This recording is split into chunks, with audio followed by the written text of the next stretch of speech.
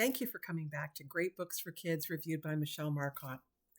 I think it's difficult to find great books that boys and preteen boys in particular will love. Boys aged 9 to 13 are often quite uninterested in reading, but Dead End and Norvelt will have them loving to read an actual novel and learning some history along the way. Here's the story. 11-year-old Jack Gantos lives in a very small, historic, quirky, dying town in western Pennsylvania called Norvelt. The town was established by Eleanor Roosevelt, the former First Lady of the U.S., as a way to provide homes and dignity to poor families. We learn all about the history of Norvelt, an actual town that Jack Gantos, the author of this book and a well-known author of many books for boys, actually grew up in. The story might be semi-autobiographical, and probably much of it is fiction because no real 11-year-old boy could have so much fun while being grounded for the entire summer. Jack's dad has just returned from World War II.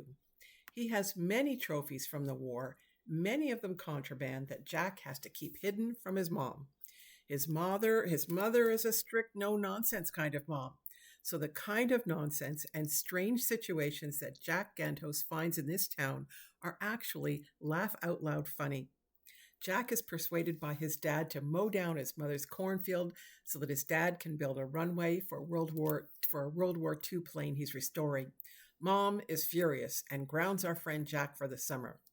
The only things he can do are chores, such as building a bomb shelter in the backyard and helping the arthritic old lady next door type up obituaries for the other old people in this dying town. The relationship between this arthritic and very cranky old lady, Miss Volker, who was appointed by Eleanor Roosevelt to be the town nurse and medical examiner, starts off bumpy, but they become friends and accomplices in all kinds of crazy stunts. The old lady has a car, but she can't drive, so she has 11-year-old Jack drive her everywhere in town. They check on all the other old ladies in town to see if they're dead or alive, and many of them are dead, which does not please Jack, and it does lead us to wonder if somebody isn't bumping these old ladies off.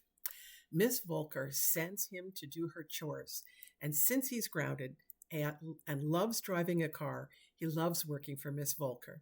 She can no longer write or type, so he becomes her scribe as she dictates obituaries. Miss Volker knows the history of this town and of the entire world.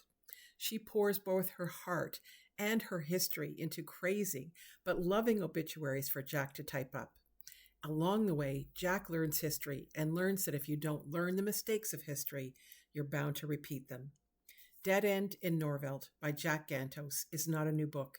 It was published in 2011 and is still just as perfect a book as you would ever want to buy or borrow for your preteen boy. You'll find it at smart bookstores, in libraries with smart librarians, and aren't they all? At bookshop.org to support your local bookstore, or on Amazon.com on the affiliate link I have placed below in the comments section. Thank you for coming back to Great Books for Kids. And take a look at this book yourself while you're reading it to your preteen boy because it's hilarious. Bye-bye.